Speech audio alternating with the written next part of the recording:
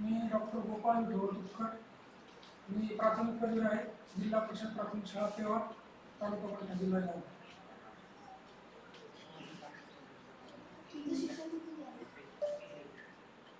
माझं 10वीपर्यंत शिक्षण स्वामी विवेकानंद विद्यालय ठाण्यात झालं. 11वी-12वी सायन्स नूतन महाविद्यालय शिरूर. आणि मग मी BA, MA आणि PhD जे शिक्षण माझं पुढचं आहे हे बरीच होते बाहेर विद्यापीठात. माझा आवडता विषय इतिहास मराठी. मला शिकवताना म्हणजे मी ज्यावेळेस विद्यार्थी म्हणून होतो त्यावेळेस मराठी आणि इतिहासचे शिक्षक जे आहेत त्यांनी इतकं व्यवस्थित आम्हाला समजून सांगितलं. मराठी असो इतिहास असो हे विषय त्यांनी चांगल्या पद्धतीने शिकवल्यामुळं ते विषय मला आवडायला लागले.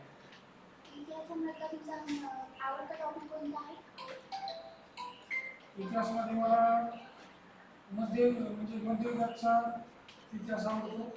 त्यातल्या शिवाजी महाराजांचा इतिहास, मराठ्यांचा इतिहास.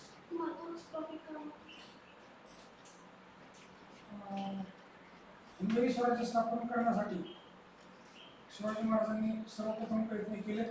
विशेष म्हणजे आपल्यावर परकीय सत्ता ज्यावेळेस अंमल गाजवतात आणि आपला कोणीतरी माणूस त्यावर मात करून आपलं स्वतःचं स्वराज्य निर्माण करण्यासाठी प्रयत्न करतो ही बाब म्हणजे विशेष वाटते.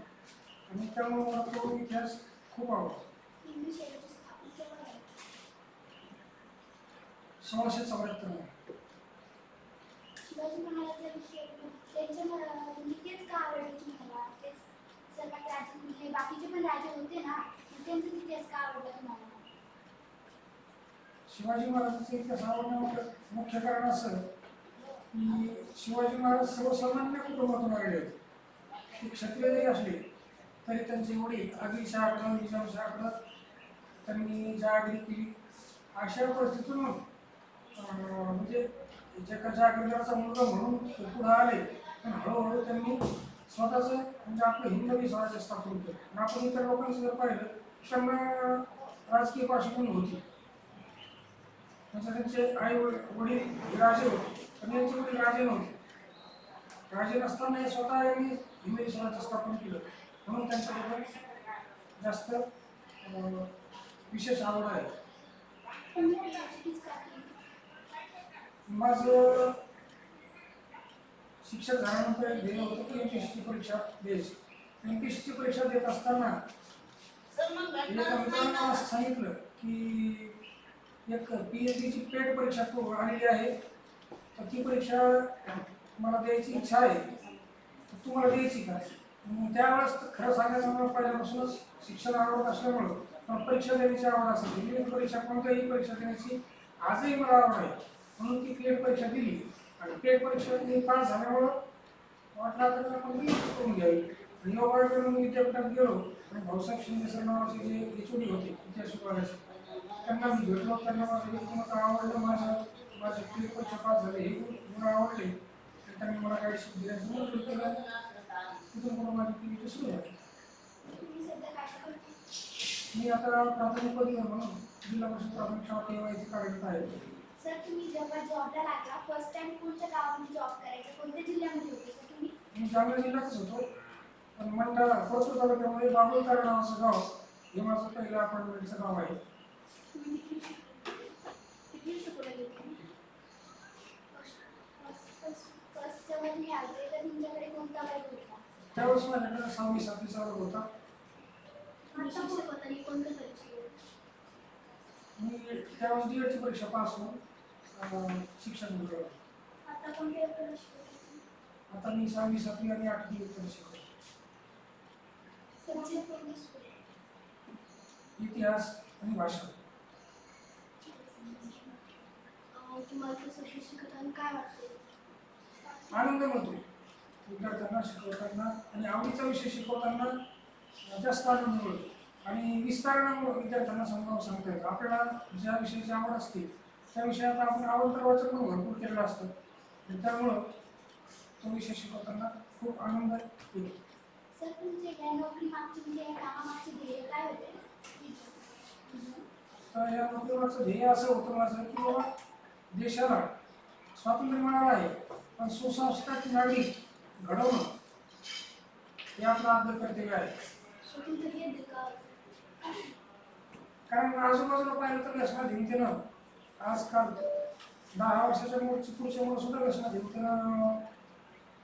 हिमतीच्या आडी गेलेले आहेत आणि त्यांना याच्यातून बाहेर काढण्यासाठी शाळा हे सर्वात उत्तम मार्ग आहे.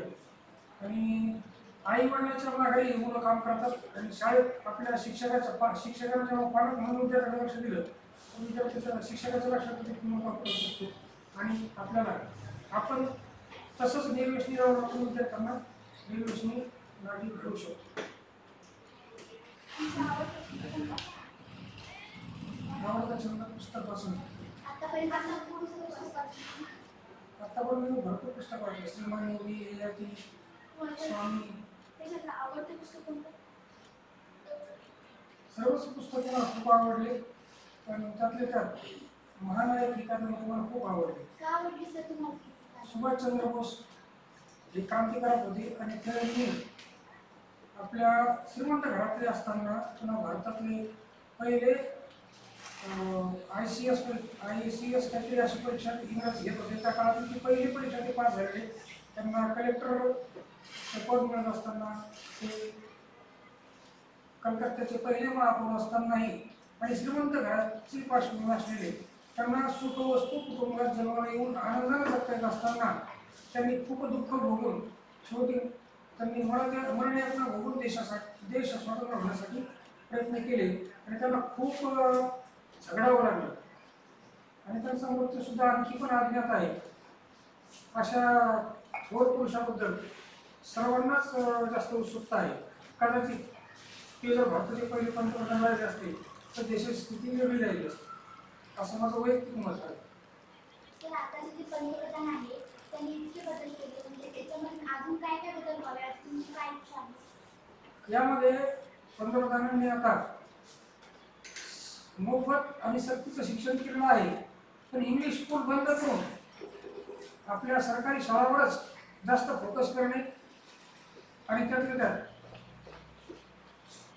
इंग्लिश स्कूल बंद केल्यानंतर जिल्हा परिषदमध्ये गुणवंत शिक्षक आहेत आणि त्या गुणवंत शिक्षकांना आणि बाहेर जाणाऱ्या मुलांना जिल्हा परिषदकडे कसं वळवता येईल हे पाहिलं पाहिजे आणि मोफत शिक्षण दिलं पाहिजे. आज आपण जर विचार केला तर 11-12वीला नीटच्या तयार करणाऱ्या मुलांना क्लास लावावे लागतात आणि तेच जर शिक्षण CBSEचं शिक्षण 12वीपर्यंत जर झालं तर मुलांना बाहेर शिकायची गरज पडणार नाही. आणि दुसरी गोष्ट आरोग्य हे गरीबापासून श्रीमंतापर्यंत सर्वांनाही मोफत करावं. आज आपल्याकडे आहे योजना पण त्या योजना सर्व लोकांना मिळत नाही. मला तेवढी अपेक्षा आहे की आरोग्य आणि शिक्षण याकडं हे जर गरीबापासून श्रीमंतापर्यंत सर्वांना जर मोफत मिळत गेलं तर देशाची प्रगती व्हायला वेळ लागणार नाही. जर शिक्षण म्हणजे झालं तर शिक्षण क्षेत्रात काय बदल करू शकतो? मी शिक्षण क्षेत्रामध्ये एकच बदल करेन. शिक्षकांना अध्ययन आणि अध्यापन या व्यतिरिक्त कोणतंही काम देणार नाही. फक्त एकच काम मुलांना शिकवणे, मुलांना घडवणे आणि देशाचा चांगला नागरिक बनवणे एवढंच काम मी शिक्षकांना देईन आणि कोणत्याही प्रकारचा इतर त्रास मी शिक्षकांना देणार नाही.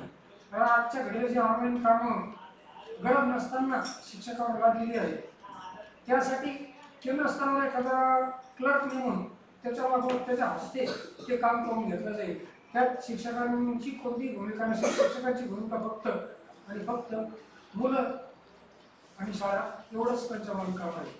तुमचा जॉब सध्या कसा सुरू आहे? माझा जॉब आनंदात चालू आहे.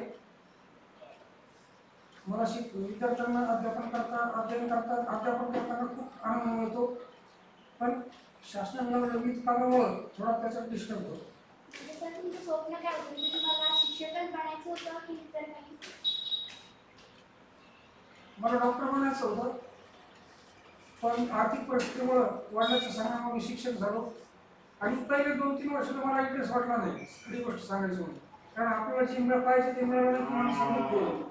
पण हळूहळू मी शिक्षणात पुढे जात राहिलो, विद्यार्थ्यांचा अनुभव घेत राहिलो आणि विद्यार्थ्याचं निर्व्याज प्रेम जे मिळालं त्याच्यातून मला याच नोकरीत इंटरेस्ट वाटायला लागला. जेव्हा मी PhD झालो त्यानंतर मला सिनियर लेक्चरसाठी ऑफर आल्या, पण मी तिकडे गेलो नाही, कारण एकदा मला याच्यात आनंद वाटायला लागला प्राथमिक शाळेमध्ये.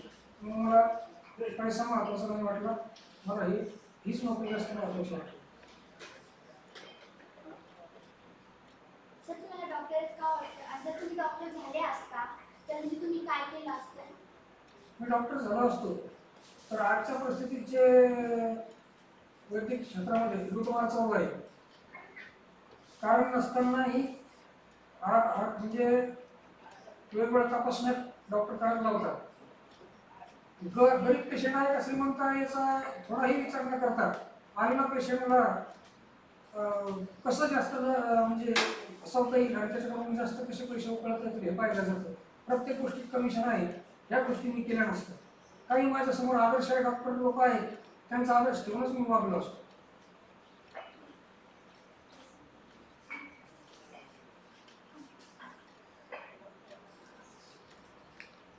आणि भविष्यासाठी माझे अशा अपेक्षा आहेत की माझ्या विद्यार्थ्यांनी माझ्या मुलांनी एक आदर्श नागरिक घडून देशाची उन्नती कशी होईल आणि भारत जगात नंबर 1 ला कसा पोहोचेल हे माझं स्वप्न आहे आणि ते माझ्या विद्यार्थ्यांना साकार करावं एवढी माझी इच्छा आहे.